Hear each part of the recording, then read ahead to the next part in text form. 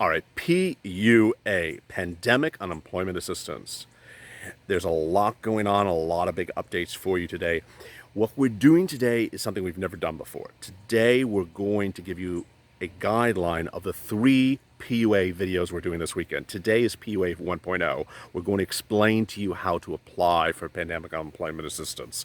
Tomorrow, we're going to explain to you how you, once approved, should ask for benefits to get those payments. And then on Sunday, we're going to do PUA Q&A. We're going to answer your questions and answers about difficult PUA situations. All right, this is one of 4 videos we're doing today, some of which may all apply to you. This one, an unemployment assistance benefits video, EIDL grant, and finally, the proposed second stimulus check. All right, PUA, let's get to it. What we're going to do today is explain to you what you need to do to apply for PUA. Some of you haven't started applying, some of you may have begun to apply. You are concerned about some of the questions, and we are here to answer them for you. All right, the big thing I want you to take away from you, tip number 1, right off the bat. For PUA, it's for independent contractors, self-employed individuals. So when you're applying during the application process, you need to think of yourself as self-employed. Everything is a self-employed question. All right, so I'm going to use the following example. Ted's Roofing Company, and you're Ted.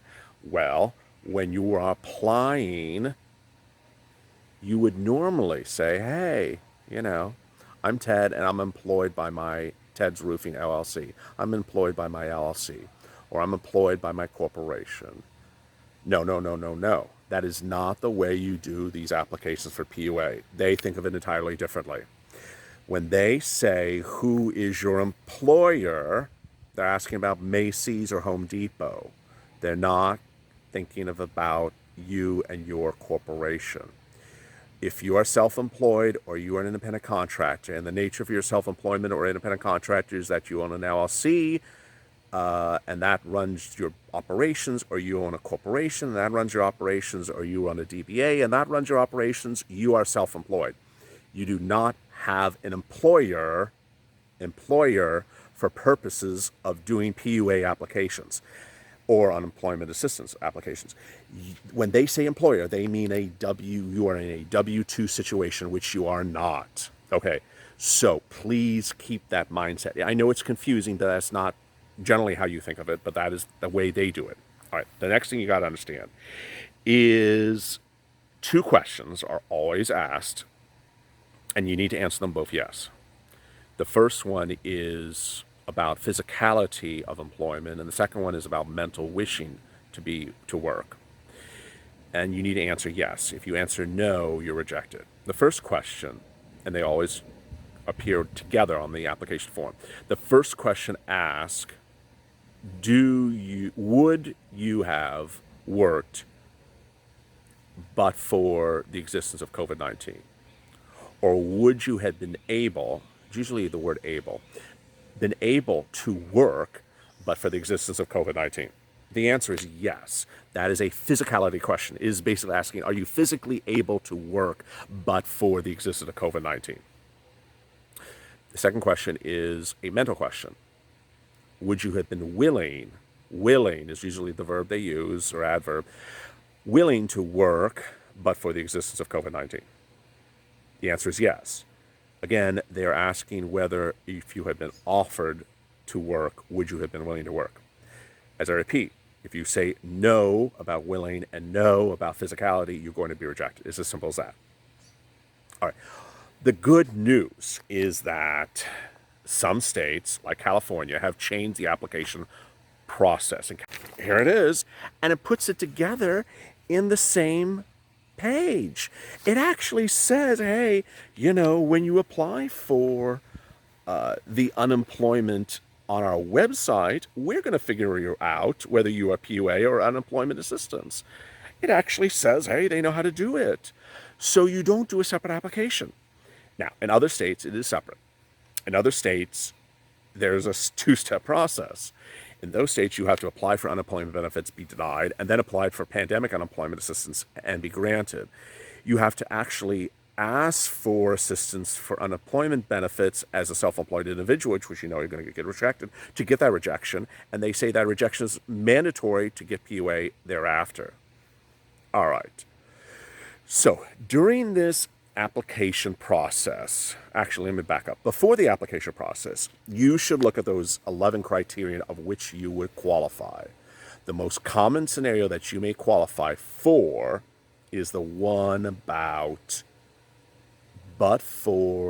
because of coronavirus, your work as a self-employed individual has been reduced from full capacity to partial capacity, or to complete, or has gone to no capacity. A loss of full capacity entitles you to PUA benefits. So look at that one. There's another one right above it that talks about if you couldn't get to your place of work because of coronavirus, then you may qualify. That might be helpful to you as well. Another thing, big point, is that when you fill out the PUA, actually, again, before you fill out the PUA, go look up in your diary or at your state or local government's website the date at which you stopped working or were impacted by coronavirus. It is generally the stay-at-home order. So if on March 15th, your city said you are non-essential, stay home, that is your date. Why is that important? Because they're going to pay you benefits starting at that date. That is what they're supposed to do. Some states don't do it. They're supposed to follow the rule, and they don't follow the rule, but they're supposed to start paying benefits from the date at which you're impacted, and that's March 15th. All right. You go through this process. At the very end, you're done. And it says, there's a letter coming to you in the mail by Pony Express in 4 weeks from now. And you come in the comments of this video and you say, what the hell is with that notice of a letter coming in the mail? Don't believe it. The way you're going to get notified whether you're eligible and when you've been approved for PUA is one of two possibilities. In other states, you will get an alert by email that says there's a message in your message center in the portal. Go in there and it'll say your claim is approved. Claim. What you did today by following this video, PUA 1.0, is you file a claim. The other way you might be notified is that you will dig. And in California, you're digging. When you go to the EDD website, you're going to dig. And you're going to look around and click around. You're going to get to the claim section, and it's going to say claim approved, or claim has been processed, or benefits acknowledged, or something like that. You'll see something that just sort of appears there. Yeah, not a lot of communication skills, but it just appears there. That means your claim is approved. Okay, doesn't mean you're getting money. How do you get the money? That's tomorrow's video, PUA 2.0.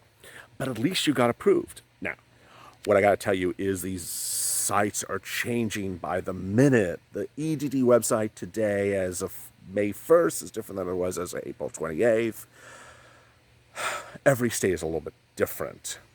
But the good news is that they're supposed to pay the benefits retroactively. So if you say March 15th, then you get the benefits, back to early March.